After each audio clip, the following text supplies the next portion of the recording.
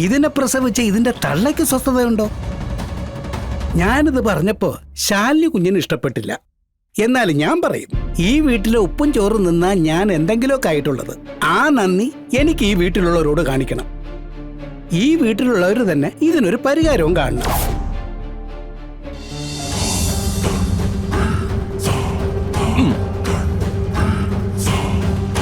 എന്താ ഇത്? ഈ കാശ് ഡോക്ടർക്കുള്ളതാ. സാധാരണ കൊണ്ടുവന്ന് ഡോക്ടർക്ക് കൈമടക്ക് കൊടുക്കുന്നതേ രോഗിയെ രക്ഷിക്കാൻ വേണ്ടിയാ. പക്ഷേ ഇവിടെ ഈ രോഗിയെ ഡോക്ടർ ഒന്ന് ശിക്ഷിക്കണം. മനസ്സിലായില്ല. ശാരിക ഇനി ഈ ഭൂമിയിൽ വേണ്ട. ഹേ മിസ്റ്റർ, നിങ്ങൾ എന്താ ഈ പറയുന്നേ? ഡോക്ടറെ, അവൾ പ്രസവിച്ച കുട്ടി ഞങ്ങളുടെ രാജീവിന്റെ കുട്ടിയൊന്നുമല്ല. അവിഹിതമാ, അവിഹിതം. ഞങ്ങൾ അതിന്റെ കാര്യത്തിന് ഒരു തീരുമാനം ഉണ്ടാക്കിക്കോളാം. അതിനുള്ള ഏർപ്പാടും ചെയ്തു കഴിഞ്ഞു. പക്ഷേ ഈ പെണ്ണിന്റെ കാര്യത്തില് ഡോക്ടർ ഒരു തീരുമാനം ഉണ്ടാക്കി തരണം. എഴുന്നേക്കടോ, എഴുന്നേക്കാൻ. താൻ എന്താ കരുതിയേ? ഡോക്ടർമാർ ഇവിടെ കശാപ്പശാല നടത്തുകയാണെന്നോ? ജീവൻ രക്ഷിക്കാനാണ് ഡോക്ടർമാര്, അല്ലാതെ ആ ജീവൻ എടുക്കാനല്ല. അല്ല ഡോക്ടറെ, താൻ ഇനി ഒരു വാക്ക് പറഞ്ഞാ ഞാൻ പോലീസിനെ വിളിക്കും.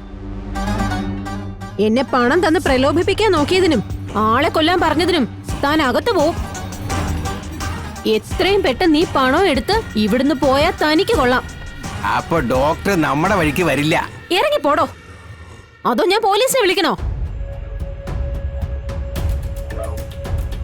ഡോക്ടർ എന്നെ സഹായിച്ചില്ലെങ്കിലും മറ്റാരെങ്കിലും എന്നെ ഈ കാര്യത്തിൽ സഹായിക്കാനുണ്ടോന്ന് ഞാനൊന്ന് നോക്കട്ടെ. എനിക്ക് എന്റെ കാര്യം നടത്താതിരിക്കാൻ പറ്റില്ലല്ലോ. തന്നെ ഈ വഴിക്ക് കണ്ടുപോരുത്. കണ്ടാ ആ നിമിഷം താൻ അകത്താ. പറഞ്ഞില്ലെന്ന് വേണ്ട. ഓരോന്ന് ഇറങ്ങിക്കോളും മനുഷ്യനെ മെനക്കെടുത്താനായിട്ട്.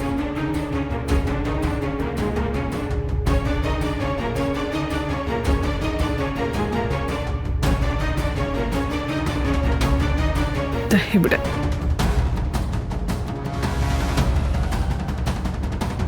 ഈ വീട് പണിതിട്ട് തന്നെ എത്ര വർഷമായി? അന്നു മുതൽ കയറി ഇറങ്ങി നടക്കുന്നതാ. ഇങ്ങനെ ഒരു അപകടം ആദ്യമായിട്ടാ. എങ്ങനെ സംഭവിച്ചെന്ന് ചോദിച്ചാൽ എനിക്കൊട്ട് അറിയാനും പാടില്ല. ഇവിടെ കാല് പെട്ടെന്ന് തട്ടുക എന്നൊക്കെ പറഞ്ഞു. സത്യാമ്മയുടെ സമയദോഷം, അല്ലാതെ എന്തു പറയാനാ?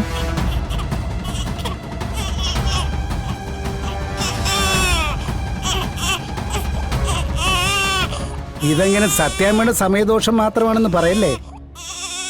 എന്നാ പിന്നെ എത്രയോ വർഷങ്ങളായി സത്യാമ്മ അങ്ങോട്ടും ഇങ്ങോട്ടും ഒക്കെ നടക്കുന്നത്. അന്നൊന്നും ഇങ്ങനെ സംഭവിച്ചിട്ടില്ലല്ലോ. പിന്നെ എന്തുകൊണ്ടാ ഇപ്പം മാത്രം സംഭവിച്ചത്? അതിന്റെ കാരണം എന്താ? നിങ്ങൾ ആരെങ്കിലും ചിന്തിച്ചിട്ടുണ്ടോ?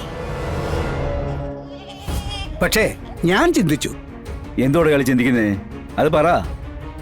എന്റെ രാഘവൻ സാറ് ഇതും ഇതിന്റെ അപ്പുറവും സംഭവിക്കും. കാരണം കാളസർപ്പദോഷം എന്ന് കേട്ടിട്ടുണ്ടോ?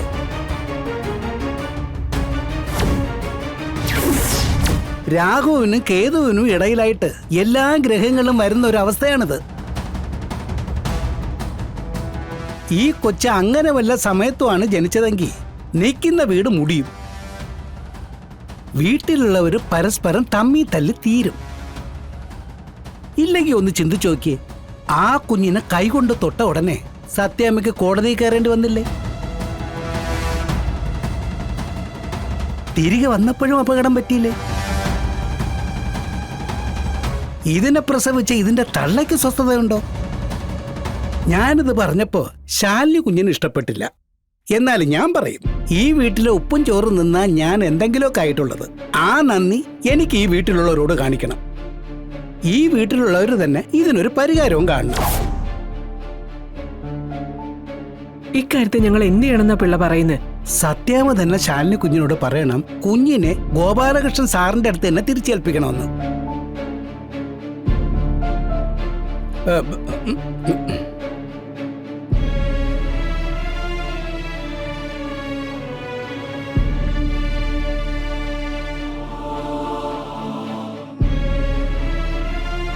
ഈ കുഞ്ഞു മൂലമുള്ള ബുദ്ധിമുട്ട് ഇവിടെ എല്ലാവർക്കും ഉണ്ടെന്ന് എനിക്കറിയാം.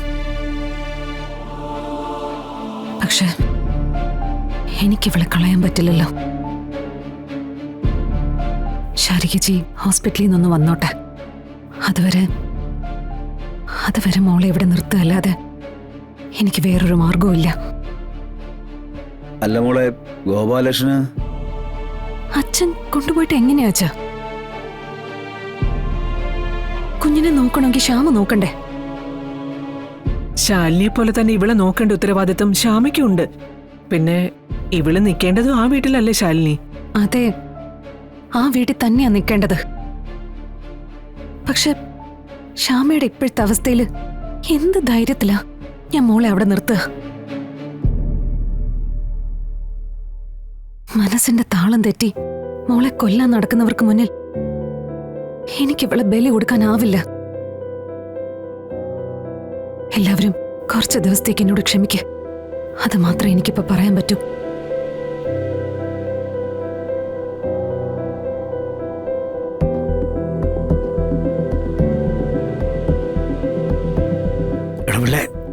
ഇനിയിപ്പോ എന്താ ചെയ്യൂടോ? ഇയാള് പറഞ്ഞൊക്കെ സത്യമാണെങ്കിൽ പിന്നെ രാഘവേട്ട, ഏ? മനസ്സിലൊരു തോന്നലുണ്ടായ പിന്നെ സംഭവിക്കുന്ന അനിഷ്ടങ്ങളെല്ലാം അതിന്റെ ദോഷങ്ങളാണെന്ന് തോന്നും. എന്തായാലും നോക്കട്ടെ ഇനി എന്തെങ്കിലും ബുദ്ധിമുട്ടുണ്ടാവോന്ന്.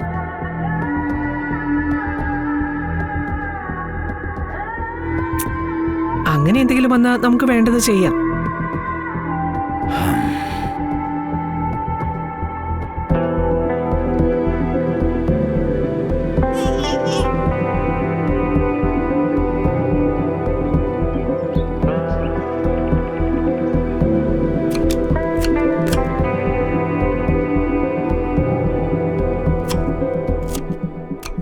വിജയലക്ഷ്മി, ഉദ്ദേശിച്ച രീതിയിൽ കാര്യങ്ങൾ അങ്ങോട്ട് വർക്കായില്ലല്ലോ.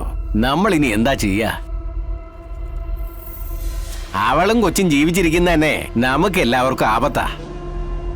ആപത്തെന്ന് മാത്രമല്ല, അതൊരു തീരാ ശാപമായി നമ്മുടെയൊക്കെ തലയ്ക്ക് മുകളിൽ എന്നും ഉണ്ടാവുകയും ചെയ്യും. അവകാശത്തോടെ അവൾ ഈ വീട്ടിലേക്ക് കയറി വന്നാലേ തടയാനും പറ്റില്ല. നാട്ടുകാരെ കൂട്ടി വന്നാ തീർന്നു. ആ, ഇതൊന്ന് ഒഴിവാക്കാൻ എന്താ ഒരു വഴി? DNA ടെസ്റ്റ് നടത്തിയാ നമ്മൾ കുടുങ്ങും. കാരണം ഇത് രാജീവിന്റെ കൊച്ചു തന്നെയാണെന്ന് ഉറപ്പായ കേസ് അവര് ജയിക്കത്തില്ലേ? ഓ, കുടുംബം വിറ്റ് അമ്മയ്ക്കും കുഞ്ഞിനും ചെലവിന് കൊടുക്കേണ്ടി വരും. ഓ, അവളെങ്ങാൻ ഇവിടെ വന്ന് താമസം തുടങ്ങിയാ പിന്നെ മരിച്ചാ മതി. അത്രയ്ക്ക് വലിയൊരു അപമാനമായിട്ട് മാറും അത്. മറ്റെന്തെങ്കിലും വഴിയൊന്ന് ആലോചിക്കുക കൃഷ്ണൻകുട്ടി ചേട്ടാ. ആ കുഞ്ഞും ശാരികയും ഒരു കാരണവശാലും ഇങ്ങോട്ട് കയറി വരരുത്. എങ്കി ആ കൊച്ചിനെ തന്നെ അങ്ങ് ഇല്ലാതാക്കിയാലോ? കൊച്ചിനെ കൊല്ലാനോ? കൊച്ചിനെ തട്ടിയാല് തള്ളയ്ക്ക് വട്ടാകും. പഴയതുപോലെ വല്ല ഭ്രാന്താശുപത്രിയിൽ കൊണ്ടുപോയി ഇടാന്നേ. പിന്നെ അവളുടെ കാര്യം അത് അവിടെ ഇട്ട് തീർക്കാൻ എളുപ്പമായില്ലേ? ഈ പറയുന്നല്ലാതെ ഇതൊന്നും നടക്കുന്നില്ലല്ലോ. നടപ്പിലാക്കണം. കുറെ കാര്യങ്ങളും കുറുക്കുവഴികളും ദൈവം നമുക്ക് കാണിച്ചു തരും.